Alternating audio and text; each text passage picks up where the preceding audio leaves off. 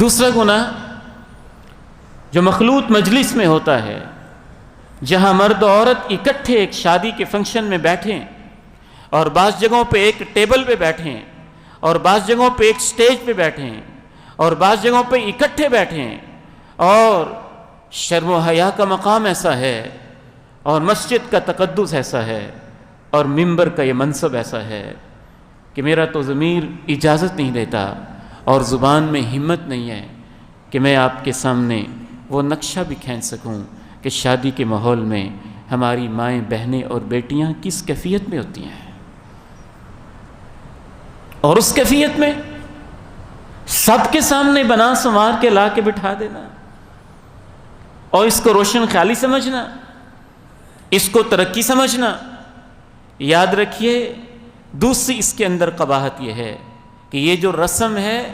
یہ مشرکین مکہ کی رسم ہے، آج کے مشرکوں کی بھی نہیں، مشرکین مکہ کی رسم ہے۔ اللہ کے قرآن کو پڑھیے، اللہ کا قرآن کیا کہتا ہے۔ یہ میرے سامنے اس وقت سورہ احزاب ہے اور اس کی آیت نمبر 33 ہے، 20واں پارہ ہے، 22واں پارہ ہے۔ اللہ تعالیٰ ارشاد فرماتے ہیں وَقَرْنَ فِي بُيُوتِكُنَّ، اے امت کی ماں اپنے گھر کے اندر ٹک کے رہا کرو، وَلَا تَبَرَّجْنَ تَبَرُّجَ الْجَاهِلِيَّةِ الْأُولَى، پہلے دور جاہلیت میں جیسے عورتیں بن سنور کے باہر نکلتی تھیں تم ایسے باہر نہ جایا کرو۔ تم اسے ترقی کہتے ہو،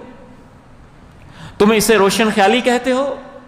یہ تو مشرکین مکہ کی لونڈیاں کام کرتی تھیں، وہ جو بازاروں میں بکتی تھیں یہ ان کا کام ہوتا تھا، جن کی نیلامیاں ہوتی تھیں یہ ان عورتوں کا کام ہوتا تھا۔ تم نے اس کو اپنی وڈیری، اپنی وڈیرہ شاہی اور اپنی مالداری اور اپنے پیسے کی نمائش کا ذریعہ سمجھ لیا۔ اللہ کا قرآن تو کہتا ہے وَلَا تَبَرَّجْنَ تَبَرُّجَ الْجَاهِلِيَّةِ الْأُولَى، دور جاہلیت جو گزر چکا ہے اور اللہ کے پیغمبر نے اس کی رسمیں جو اپنے پاؤں کے نیچے دفن کر دی ہیں، ان عورتوں کی طرح تم بناؤ سنوار کر کے اور بن سنور کے مردوں کے سامنے نہ جایا کرو۔ وَأَقِمْنَ الصَّلَاةَ وَآتِينَ الزَّكَاةَ وَأَطِعْنَ اللَّهَ وَرَسُولَهُ، نماز کی پابندی کرتی رہنا، زکوٰۃ ادا کرتے رہنا، اللہ اور اللہ کے رسول کی اطاعت کرنا،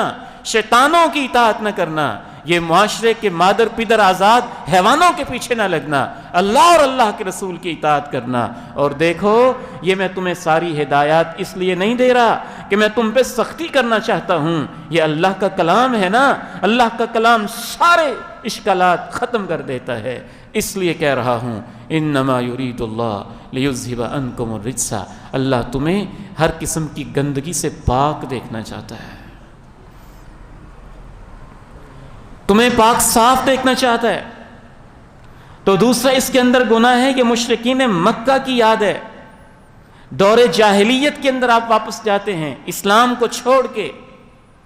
وہ قدیم جاہلیت تھی اور آج اس کو جدید جاہلیت کو ہم نے ترقی اور روشن خیالی کا نام دے لیا، حالانکہ یہ تو مشرکین مکہ والے دور کی طرف واپس پلٹنے کا نام ہے،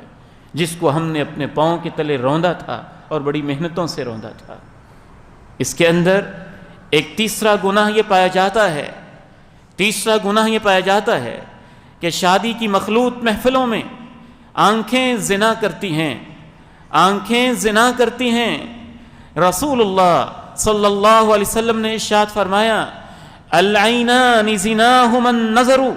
آنکھیں جب غلط دیکھتی ہیں